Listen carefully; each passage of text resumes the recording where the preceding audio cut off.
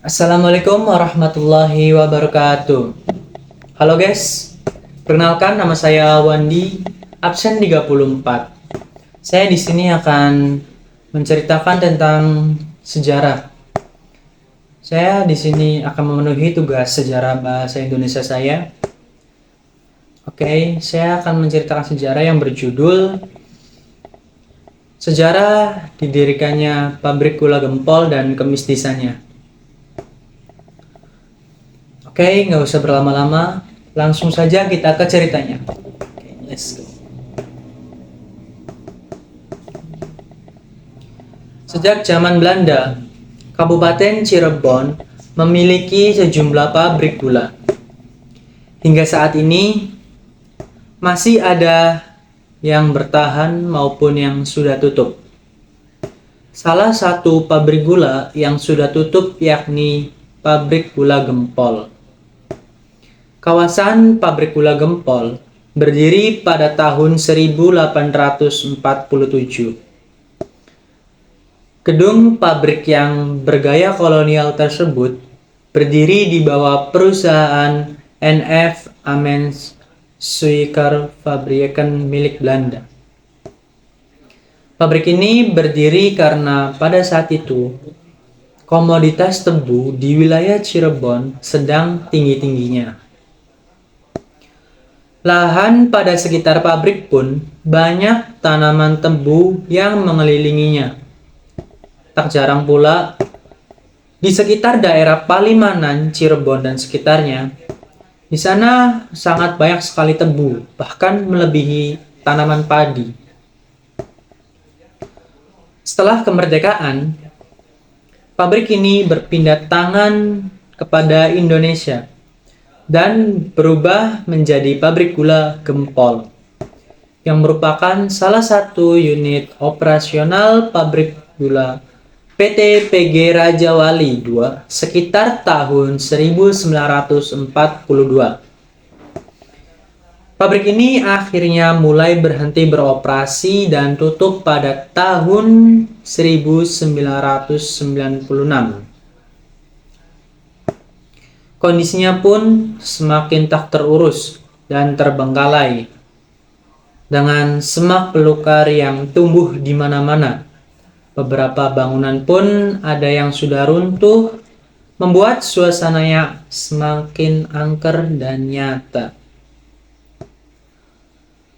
Menengok keberadaannya yang kini telah jadi puing dan reruntuhan yang berserak-serakan di lokasi tersebut, ternyata pabrik gula Gempol saat dulu menyimpan kisah bagi masyarakat sekitarnya. Salah satu kisahnya yang pernah saya dengar sendiri yaitu di daerah pabrik gula Gempol yang memiliki ruangan seperti gudang. Itu pernah suatu ketika ada cerita dari teman saya di situ, ada yang melakukan uji nyali. Nah, yang uji nyali ini terdiri dari dua orang. Dua orangnya itu laki-laki, umur sekitar 30 tahun ke atas. Pada pukul 8 malam hari, mereka pergi ke pabrik gula Gempol. Mereka tadinya hanya mencari burung. Dan keliling-keliling sekitar situ. Namun menjelang malam, mereka dikejutkan dengan kemunculan sosok wanita yang memiliki paras yang cantik dan berbaju putih. Kedua pria tersebut berdebat. Salah satu pria yang kita sebut saja Rojo dan salah satu prianya Amir. Rojo ini bilang, "Apakah kita mengikuti wanita tersebut?" Nah, si Amir tidak setuju sebenarnya, karena Amir juga tahu, curiga bahwa itu bukan wanita sembarangan. Namun Rojo menghiraukan perkataan Amir, dan kemudian Rojo pun mengikutinya sampai ke daerah gudang dan masuk ke daerah tersebut. Saat si Rojo mengikutinya ini, Amir tidak mengikutinya. Amir tinggal sendirian dan Amir pun sebenarnya berinisiatif untuk pulang. Nah, sedangkan si Rojo ini terus mengikuti wanita tersebut sampai masuk ke dalam, dan di sana Rojo tidak menemukan apa-apa. Pada waktu Rojo keluar dari gudang tersebut, Rojo kembali melihat wanita tersebut. Wanita itu berlari menuju menara yang di sebelah barat gudang, yang pada saat itu terlihat masih sangat lumayan rapi dan angker. Pada saat Rojo mengikutinya, Rojo tidak sadar bahwa dirinya telah masuk terlalu dalam ke dalam tempat gaib. Pada saat Rojo memasuki tempat gaib tersebut, Rojo benar-benar sudah tidak sadarkan diri. Dia sudah terperangkap di tempat tersebut dan sudah tidak bisa pulang. Alhasil, keesokan harinya, si Rojo ditemukan oleh warga sudah tidak tahu kemana. Dia benar-benar sudah menghilang, entah bagaikan seseorang yang tidak pernah ada di dunia.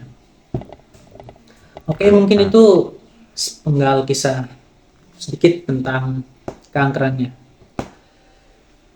Banyak sebenarnya kisah-kisahnya, karena kisah-kisah ini diturunkan melalui tutur kata. Jadi lumayan banyak jenis-jenisnya. Nah, kisah tersebut menjadi tradisi tutur yang mudah kita gali lewat cerita. Hingga hari ini masih banyak sebenarnya cerita yang beredar di kalangan masyarakat Cirebon tentang keangkeran pabrik gula Gempol.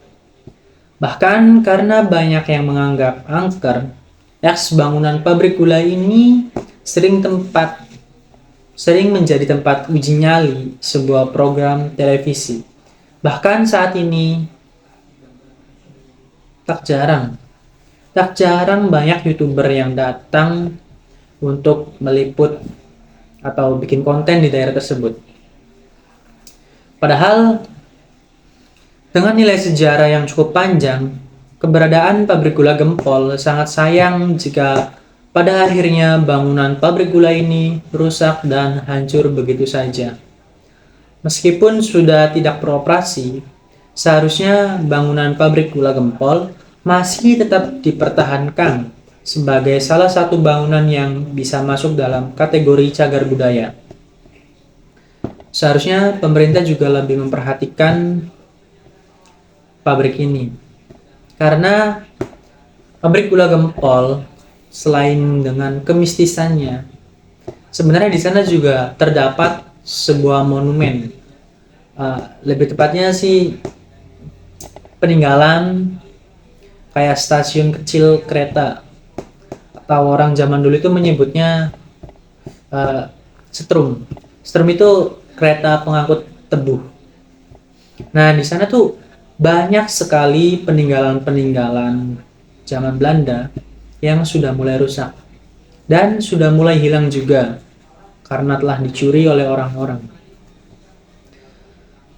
Saya sungguh sangat menyayangkan hal ini karena pemerintah tidak bisa mengoperasikannya sebagai cagar budaya kita. Oke, mungkin lain daripada itu saya cukupkan di sini. Kurang lebihnya mohon maaf. Saya akhiri. Wassalamualaikum warahmatullahi wabarakatuh. See you next time, guys.